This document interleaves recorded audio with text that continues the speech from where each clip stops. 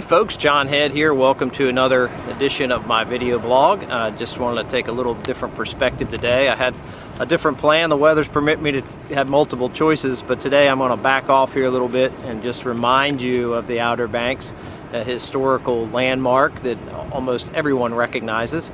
And so I'm having a beautiful Thursday morning here, sunshine, a light breeze, which is very comfortable in shorts and a short sleeve shirt. So if you're thinking about the beach, I'm sorry, I'm going to remind you of why you love it here on the Outer Banks. So today I'm just going to be talking about 7 things to kind of protect your home. We've been a lot of questions about what are the things I should be thinking of buying an investment property, maintaining an investment property, second home. So those are the things that we are going to discuss today. I'm going to try to hit on 7 things quickly that you should be mindful of, and then we will say goodbye till next time. But right now I'm going to back up about 5 or 6 feet and try to talk a little louder because the wind is just enough. Hopefully you can hear me, but you'll see a nice perspective in the background, and I'll move out of the way as I'm backing up so you can take a look.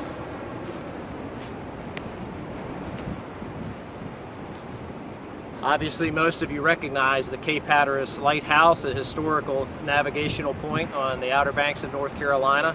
It is used a lot in marketing and trying to draw people to the Outer Banks. And for mariners, for many, many, many years, it was a navigational point. It's still lit at night, which is fun to see. So as I share some of my thoughts today, hopefully you will take a trip down there. I actually was going to go a little closer to the lighthouse itself, but it is packed over there. There's like 6 buses over there with kids. The top of the lighthouse is full. Everybody's taking a walk up the stairs. So if you get that opportunity when you're visiting the Outer Banks, please take advantage of that here at the Park Service and get a panoramic view of Cape Point and all of Buxton. And so it's a pretty neat opportunity when you're here vacationing. So I want to hit on 7 things to protect your home today. Obviously, this would even apply to your home, your primary resident.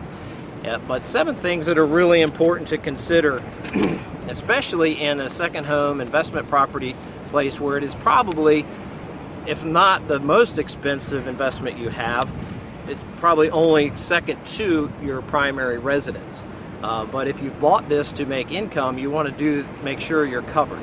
And one of those first things I want to talk to you about is just making sure your home is adequately insured. It's always tough on the Outer Banks because we have most of our insurances done through a general fund through the state if it's a second home. And the insurance companies are always trying to get more, especially for wind. Flood is much more reasonable because it's a federal program. But just reaching out to your insurance agent and just saying, hey, am I adequately insured for the coming season? And just maybe have a conversation about maybe what you need to do or maybe up some limits of your policy in certain areas. But it would be a good time to reach out to your insurance agent prior to the season really getting underway.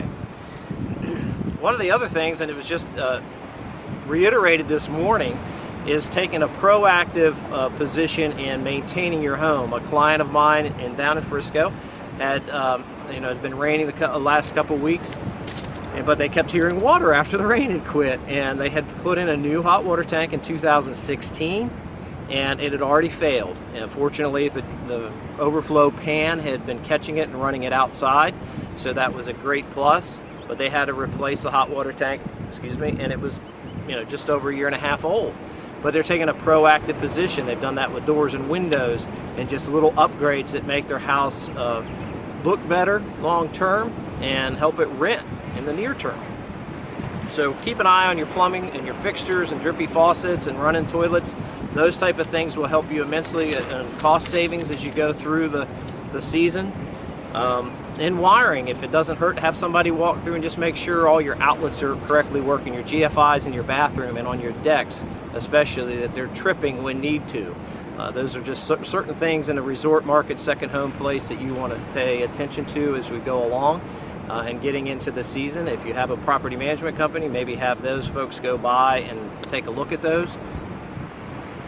And then also while they're there, look at the fire alarm, smoke detectors, and the like, carbon monoxide detectors as well, so that you can hopefully never have to use those literally, but hopefully you can be able to take a look at those and make sure the batteries are up.